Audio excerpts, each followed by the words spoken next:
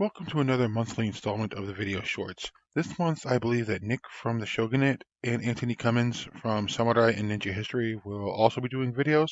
So go ahead and go check out their channels, not just for this month, but for more content about Samurai. Rather than linking each video in each of mine, I have linked in the pinned comment the playlist where the monthly videos by myself and others are located.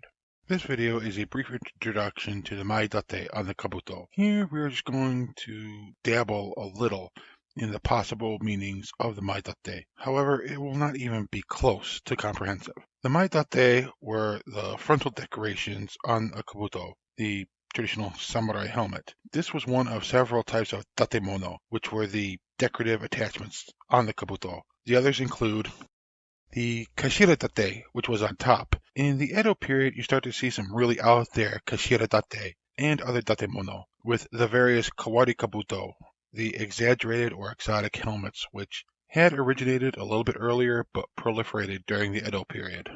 Wakidate on the sides, such as the horns on the kabuto of Inao Masa as shown in this statue. And on the back was the ushirodate, possibly the most famous example being Toyotomi Hideyoshi's kabuto. One of the main purposes for these was to assist in identification. Maedate bearing a warrior's personal kamon, or family crest, was one way to identify oneself, such as this with the Sanada Rokumonsen crest, although that could itself be tricky since some warriors used similar looking kamon, or members of different branches of the same family may have used the same kamon. There were a number of common themes and symbols used, which at times also made it more difficult to use as an identification device. A personalized variation, such as a different look, size, color, etc., of a type of Maedate or other datemono, was one way to try to make up for this. At quick glances, it may have been difficult to notice such personalizations, though. They could also adorn their helmets with images of something they or their family were known to have a connection or association with. These were one of the various ways a samurai may have tried to identify themselves. Another purpose for datemono, and thus Maedate though, was symbolic. These symbolic images were often meant as good luck, to scare the enemy, came from religious devotion, and or to encourage certain aspects associated with that image in the wearer. For example, the tonbo or dragonfly. To the samurai, the dragonfly was always flying forward. This became a symbol of courage in taking the enemy head on and not running from them, also of speed and agility. Another insect was the mukade. This is a fast, venomous, and extremely aggressive breed of centipede in Japan. They have even been known to chase after humans sometimes, which samurai saw as a display of courage. They are also considered to be incredibly hard to kill considering what they are. Probably the most famous use of deer antlers was supposedly as wakidate on Sanada Nobushige, better known as Yukimura's kabuto. However, Maedate with deer antlers or images of rabbits could be symbols of swiftness and agility. Another meaning for antlers could be courage and fighting prowess, as male deer used their antlers to fight. Deer were also seen as messengers of the gods. The carp was a symbol of strength and perseverance. Although Japan did not have tigers, their images and cultural importance came over from China. They were a symbol of a strong will, fierceness, courage, and strength. The gold things on the front of a kabuto, like this, are kuwagata, and there are a number of variations. They represent a stag beetle, known among the samurai for its strength and resiliency. These were common in the Kamakura and early Muromachi periods especially. In the Sengoku period, their popularity decreased some, but some samurai still used them. There are not only animals and insects used for Maedate though. Other common themes were things from Shinto and mythology. The dragon represented a number of things: strength, wisdom, courage, good fortune, longevity, etc. The phoenix was a symbol of virtue, duty, propriety, and mercy. They could also represent justice, fidelity, and obedience. In addition, they were also sometimes considered bringers of good luck.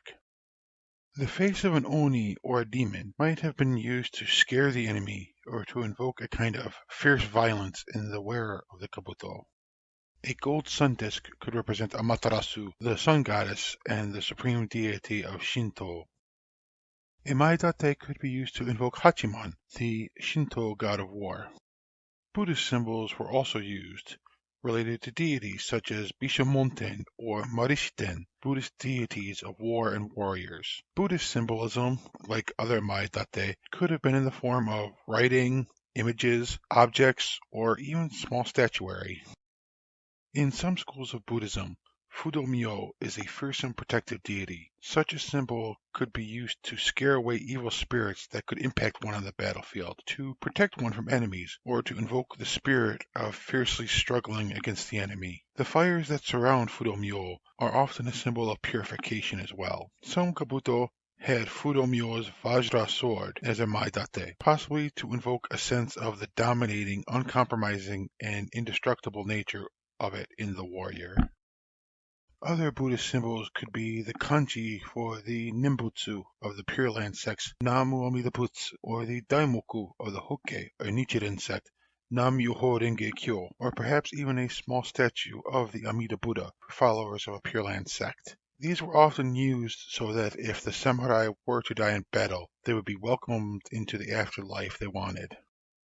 These are just a few of the possible examples and potential meanings of the Maedate and datemono in general. This was a real quick introduction, and much of it was extremely simplified. And it was not uncommon for symbols to have multiple possible meanings. So one samurai using one kind of a symbol might have taken a different meaning from it than another using the same type. Some of them could have been relatively simple, while others could be pretty ostentatious and lavish. Some of them could have symbolic, religious, or personal meanings behind why a particular samurai chose to adorn their kabuto with them. That being said, it was also possible that a Maedate, and datemono in general, was chosen simply because a samurai liked it, with little, if any, deeper meaning. Unless it was very unique, the use of a certain style of Maedate and datemono may not have been in and itself enough to act as a sole form of identification. We also have to remember that the use of datemono